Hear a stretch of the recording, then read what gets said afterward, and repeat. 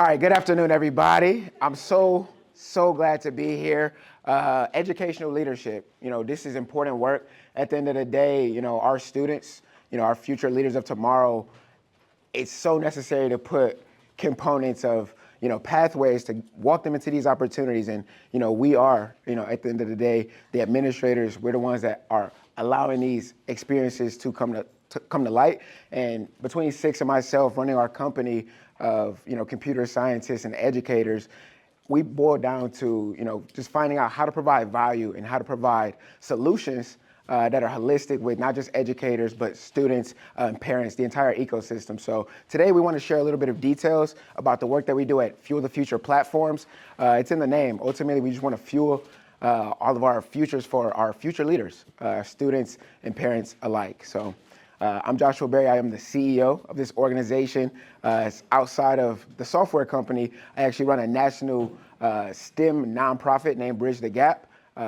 In a roundabout way, over the last 5 years, I've been able to be in environments around the country: Oakland, Chicago, Detroit, Florida, for example, Dallas, of course, teaching thousands of kids coding, entrepreneurship, things of the sort. So all the components fell in place that allowed us to really put a solution in place, which is this platform that we're so excited to share today. Yeah, I think the thing might be frozen. Or is it good? No, we're okay, yeah. Cool. Yeah, I'm Six. I'm the CTO here at FTF Platforms. Josh and I have been working together for about 3 years, and it's been just really amazing seeing all the impact that we can make in young kids' lives, just providing our platform to all of these different communities across America, like he said. I think AI is a very powerful tool that can be used in education, and there's a lot of misconceptions.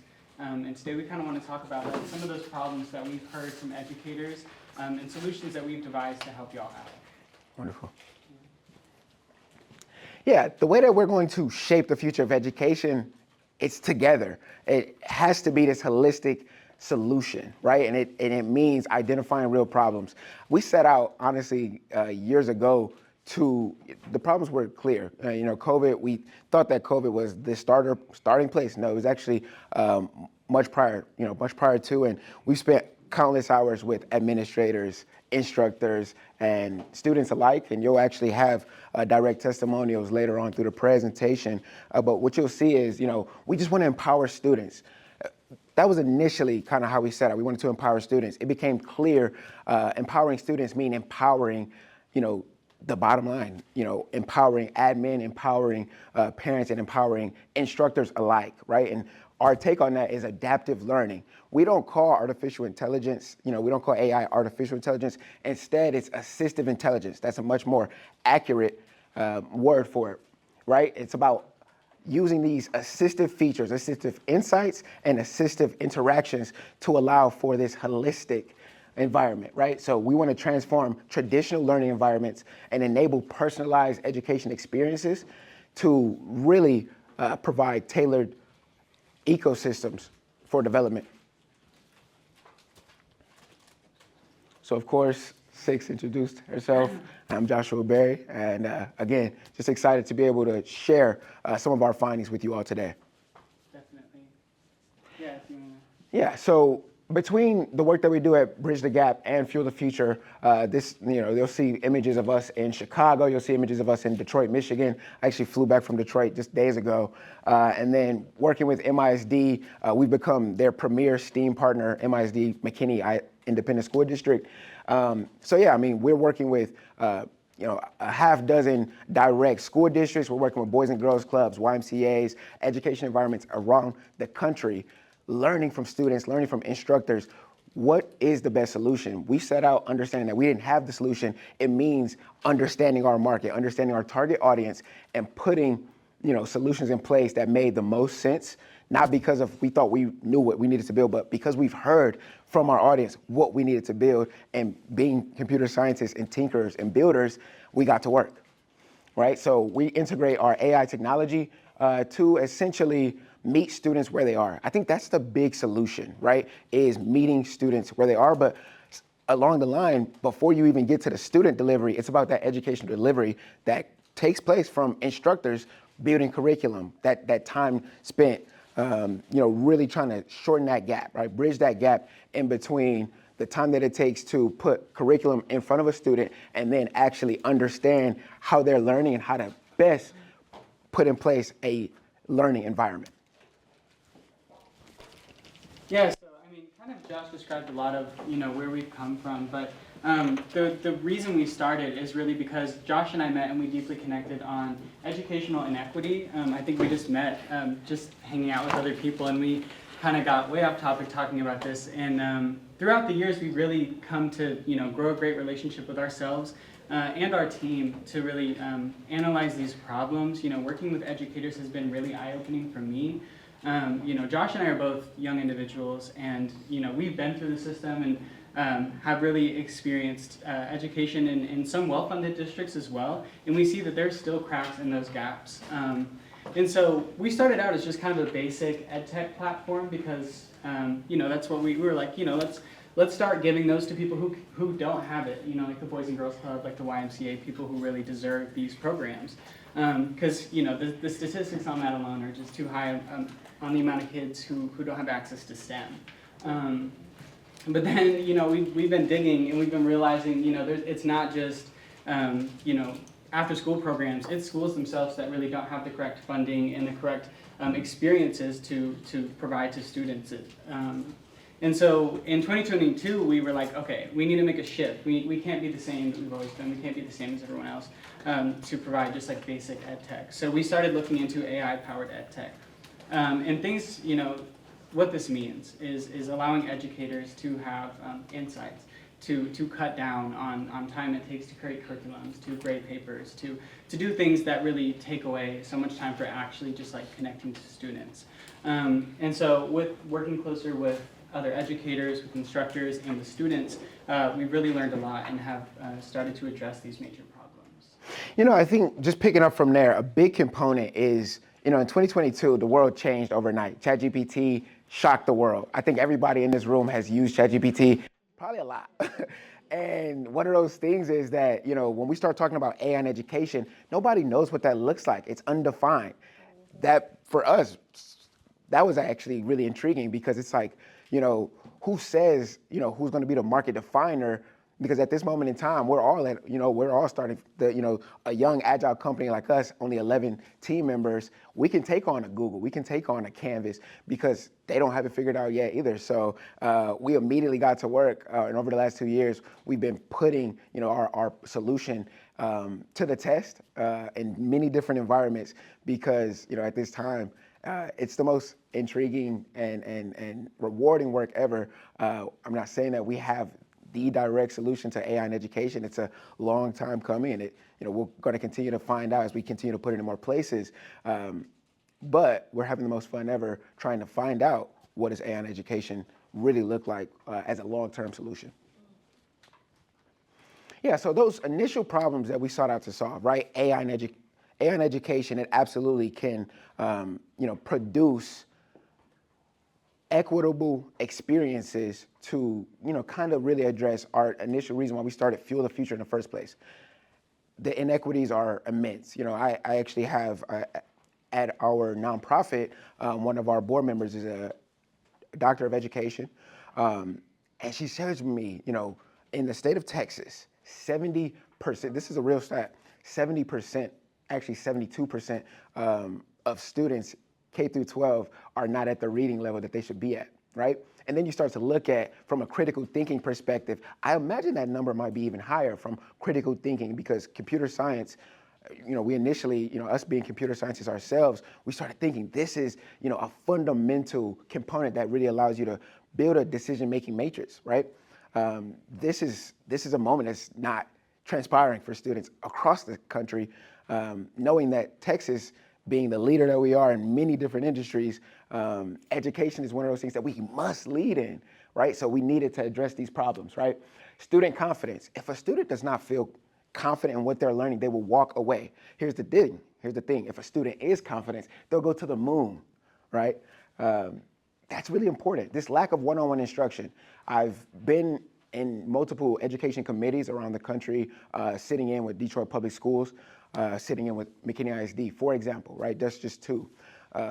Education ecosystems that I've had the pleasure of working with in a kind of consultant role, or just kind of sharing perspective and getting input, right? And there are some students right now, there are some educators that have 30 to 40 students in one educator. This is not an impossible, scenario for that educator to be, really effective, but it's really difficult. And so if we can leverage assistive intelligence, if we can leverage this personalized instruction and the insights that are garnered, that this system can actually augment and amplify the abilities that one individual teacher has. It's not about replacing teachers. We don't want to do that. That is a problem in itself. We want to augment teachers. We want to augment the experience of providing meaningful educational experiences to our students. One size fits all.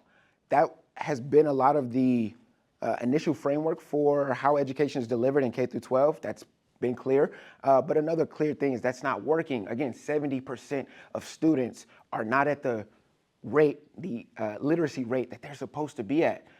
That's because we're teaching in a non-personalized way. That's because one size fits all doesn't work. So the delivery must be changed. The delivery must accommodate any and every student. That is our take on meeting them where they are.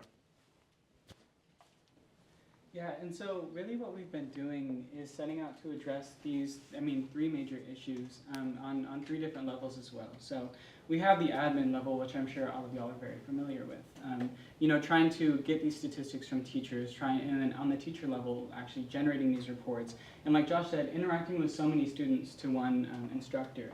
Those things aren't impossible, like you said, but they are very difficult. And there are a lot of ways that we can try to alleviate those problems.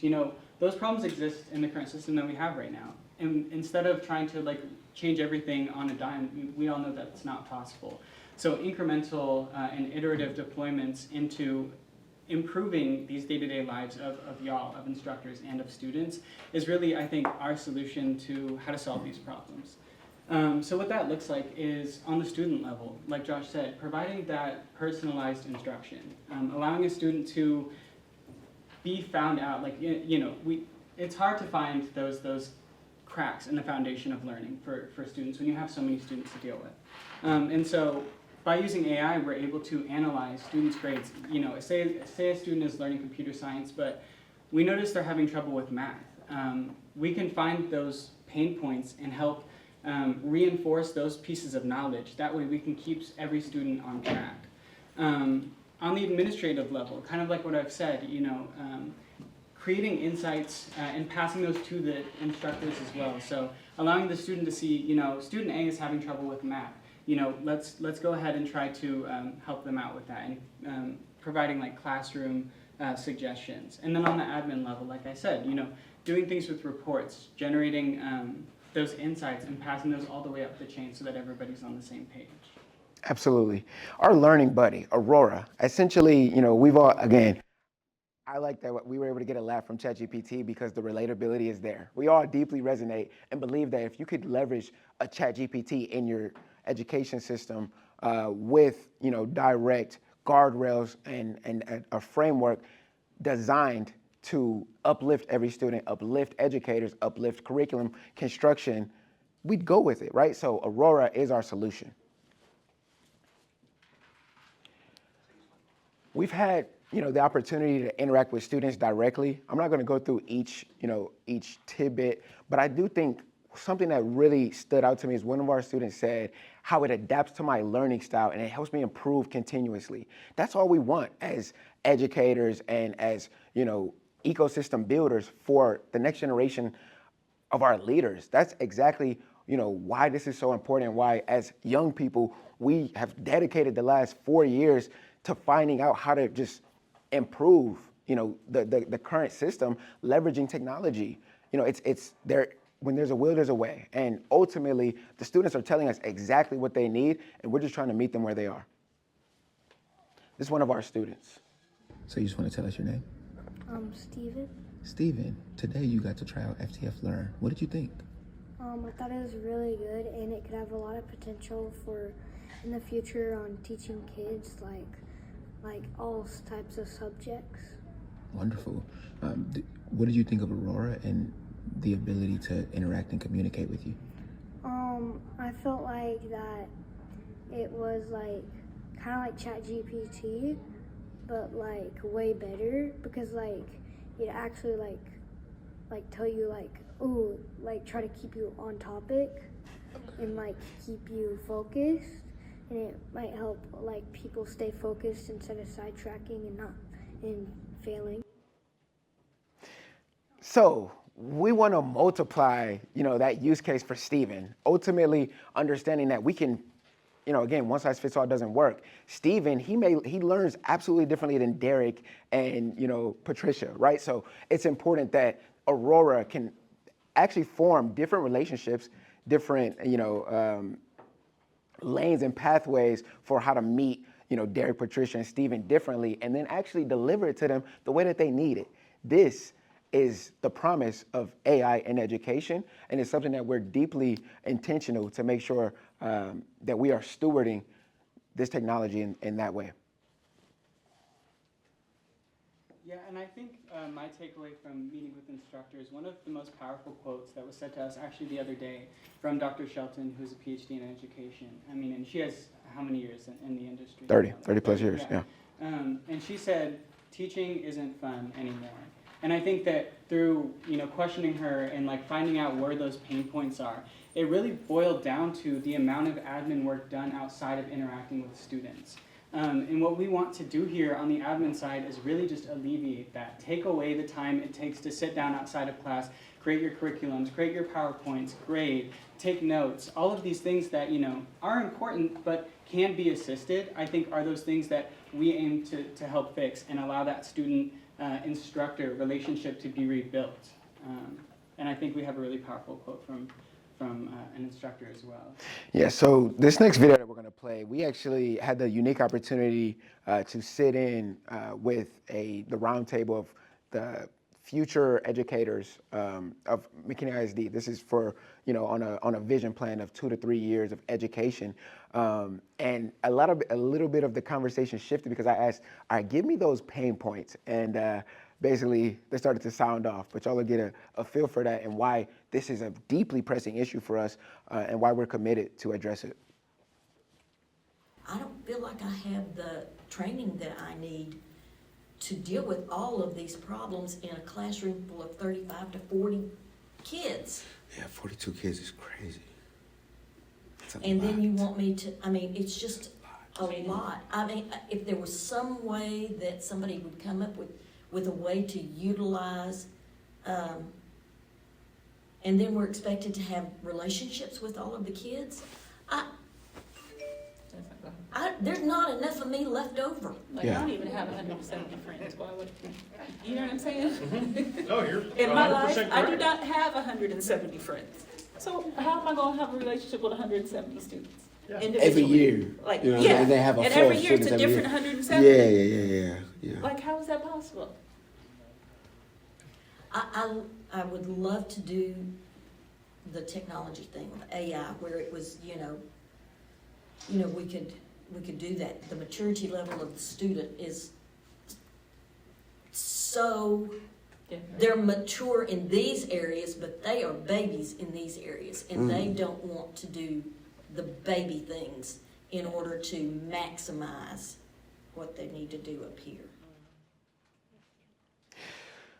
That was a very powerful, and telling testimony for, what the pain points are and currently what's transpiring, even in a well-funded and well-infrastructure, education system like McKinney ISD, very well off. So, we must imagine, I was, again, a week ago today, I was doing, partnerships with Boys and Girls Clubs, having students use our platform and garnering, those are kids in Detroit. And that's a very different education system. So we must imagine those pain points are very aligned. And it's definitely a matter of finding out, how many more of these instances can we actually meet them where they are as educators and start to alleviate some of that pain. So now we want to transition and as we kind of are now able to put this picture in view, right? Put this picture in frame and share with you all our vision for the future is not only putting holistic systems in place to address students, but really augmenting the delivery that comes from admin and instructors, that delivery to a household, a mother, father, and their child. It's deeply important that we kind of garner some of that feedback and continue to put ourselves in positions to, again, because this is uncharted territory, right? AI in education. It absolutely will be a thing. It absolutely is starting to become something that everybody is deeply able to resonate with. And today, we are just one step closer to, putting in all of your minds the vision that we see for the future, and that is a holistic ecosystem for all.